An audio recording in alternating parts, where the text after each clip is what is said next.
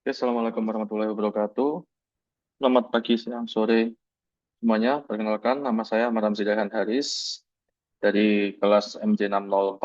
Pada kesempatan ini, saya akan mempresentasikan hasil ujian akhir semester mata kuliah dari metode penelitian manajemen berupa penelaahan kritis terhadap dua tugas akhir mahasiswa. Yang pertama menggunakan analisis regresi berganda, yang satu menggunakan SEM-PLS untuk yang kualitatif. Oke, selanjutnya.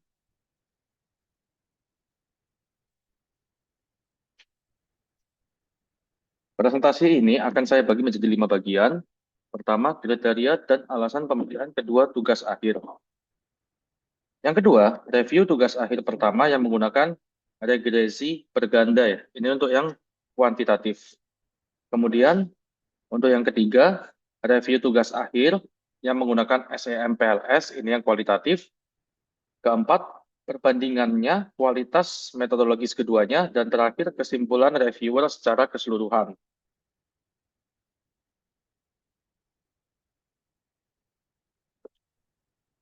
Kedua tugas akhir yang saya pilih memenuhi seluruh ketentuan soal OAS. Tugas akhir pertama berasal dari konsentrasi manajemen pemasaran, menggunakan pendekatan kuantitatif dengan kuesioner dan analisis regresi linear berganda.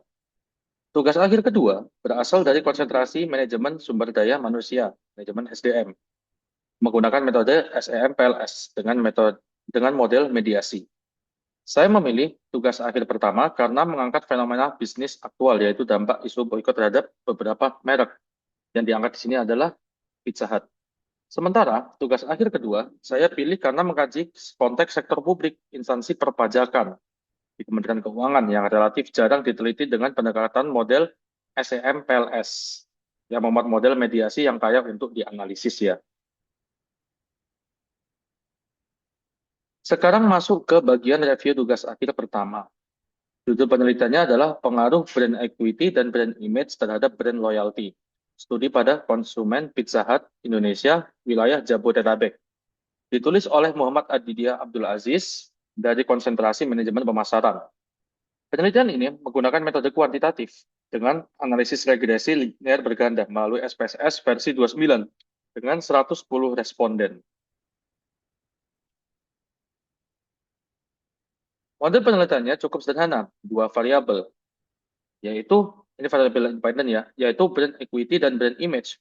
Diuji pengaruhnya terhadap satu brand diuji pengaruhnya terhadap satu variabel dependennya, brand loyalty. Hasilnya brand equity memiliki koefisien regresi 0,244 dan brand image 0,362. Keduanya signifikan, namun perlu dicermati nilai R-square-nya hanya 0,386. Artinya hanya 38,6% variasi brand loyalty yang bisa dijelaskan oleh kedua variabel ini. Sisanya 61,4% itu dari faktor lain di luar model. Nah, ketika hipotesis dinyatakan diterima, tetapi seperti yang akan saya jelaskan berikutnya, ada beberapa catatan penting dalam proses pengujiannya. Berikut 3 temuan kritik paling signifikan dari sisi metodologi. Pertama, saya menemukan nilai R-table dan T-table yang tertukar di bab 4. Angka 0,1874 yang seharusnya menjadi acuan di R-table untuk uji validitas, di bagian lain justru disebut dengan T-table untuk uji hipotesis. Kedua, ada inkonsistensi. Di bab 3 menjalankan uji Glaser untuk menguji heteroskedastisitas, tetapi bab 4 hanya menggunakan scatter plot yang sifatnya visual dan dia cukup subjektif. Ketiga, ada kesalahan konsep pada uji F, di mana disebutkan sebagai uji dua sisi, padahal secara statistik, uji kelayakan model regresi adalah uji satu arah. 3 temuan berikutnya, keempat ada inkonsistensi cakupan wilayah, batasan masalah membatasi penelitian pada Jabodetabek. Tetapi judulnya simpulan tetap menyebut Pizza Hut Indonesia secara nasional kelima dengan R-square hanya 0,386. Pembahasan hasil kesan berlebihan menyimpulkan pengaruh yang terbukti secara jelas. Padahal sebagian besar variasi belum terjelaskan. Keenam, ada temuan deskriptif yang menarik namun diabaikan pada indikator retention. Hampir separuh responden bersikap netral atau tidak setuju. Menunjukkan loyalitas yang sebenarnya masih rapuh, tapi hal ini bisa dibahas dalam kesimpulan. Nah, untuk perbaikannya, saya merekomendasikan ada 4 hal. Yang pertama, verifikasi ulang. Seluruh nilai tabel dalam acuan statistik. Kedua, selaraskan cakupan geografis di seluruh bagian naskah. Kalau Jabodetabek, di Jabodetabek. Kalau Indonesia, Indonesia. Nah, ketiga, tambahkan subbagian atau subbab mengenai keterbatasan penelitian yang eksplisit. Nah, yang keempat, perdalam pembahasan temuan deskriptif penting seperti kerentanan dan dimensi retention. Oke, untuk review tugas akhir yang kedua, sekarang saya lanjutkan ke review tugas akhir kedua. Judulnya Analisis Work-Life Balance dan Stres Kerja terhadap Kinerja Pegawai dengan Motivasi Kerja sebagai Variabel Intervening di KPP Madya Jakarta Barat. Ini yang nulis Sevi Ilmiati dari Konsentrasi Manajemen Sumber Daya Manusia. Penelitian ini menggunakan SMPLS melalui Smart PLS versi 4 dengan populasi 134 pegawai ya. Oke, model penelitian ini lebih kompleks. Ada 2 variabel eksogen, yaitu work-life balance dan stres kerja. Nah, 2 variabel tersebut mempengaruhi kinerja pegawai baik secara langsung maupun tidak langsung melalui motivasi kerja sebagai variabel intervening. Seluruh 7 hipotesis dinyatakan diterima, namun semuanya berarah positif, termasuk pengaruh stres kerja terhadap kinerja dan motivasi, yang biasanya dalam teori bersifat negatif. Ini adalah temuan yang perlu saya soroti secara khusus ya. 3 temuan kritik utama pada tugas akhir kedua. Pertama, ada kontradiksi arah hipotesis. Pada kerangka berpikir di bab 1, stres kerja ditugas berpengaruh negatif terhadap kinerja. Tetapi, hipotesis formal H3 justru dirumuskan positif, dan hasilnya pun positif signifikan. Dijelaskan sebagai fenomena eustress, tanpa dasar teori yang dibangun sejak awal. Kedua, ada inkonsistensi jumlah sampel. Di rumus Lovin menetapkan stempel 110 dari populasi 134. Tapi di tabel deskripsi yang ada di bab 4 justru melaporkan 134 responden. Ini mendasarkan penelitian ini sebenarnya sensus, bukan sampel seperti yang dinarasikan. Populasi ya jatuhnya ya. Ketika ada kesalahan kategorisasi nilai F-square, penulis sendiri mengutip kriteria Cohen bahwa F-square di atas 0,35 tergolong sangat kuat. Tapi nilai 0,375 pada jalur work-life balance ke motivasi kerja justru dikategorikan sedang.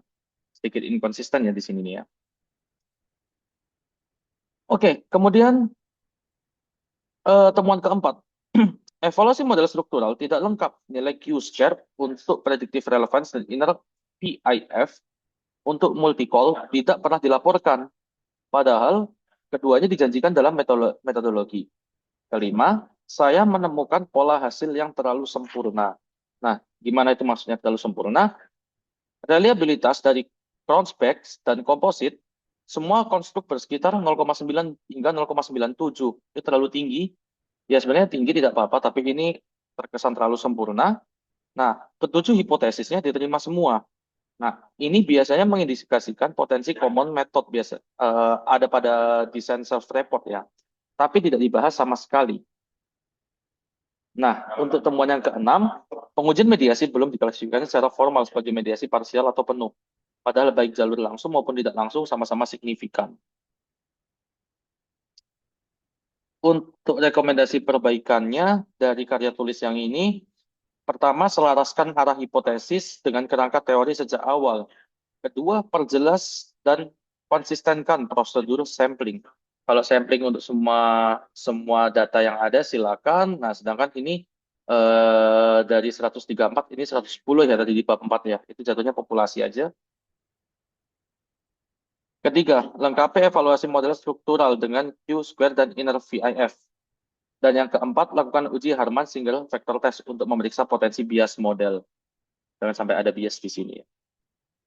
Oke, jika dibandingkan, kedua penelitian menunjukkan kekuatan dan kelemahan yang relatif seimbang. Tugas akhir pertama lebih konsisten dari sisi jumlah sampelnya ya. Kalau misalnya 110 ya 110 semua. Nah, ini sedangkan pada awal dari bab 1 itu disebutkan 134. Maaf, bab 3 maksud saya. 134. Sedangkan di bab 4-nya itu 110.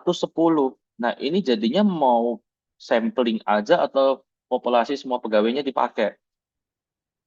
Nah, kemudian selain itu, tugas akhir kedua mencoba menguji model yang lebih kompleks dengan mediasi, tetapi mengalami inkonsistensi antara rencana dan pelaksanaan sampling, serta evaluasi model struktural yang belum lengkap. Kedua-duanya sama-sama tidak menyediakan pembahasan keterbatasan penelitian secara eksplisit.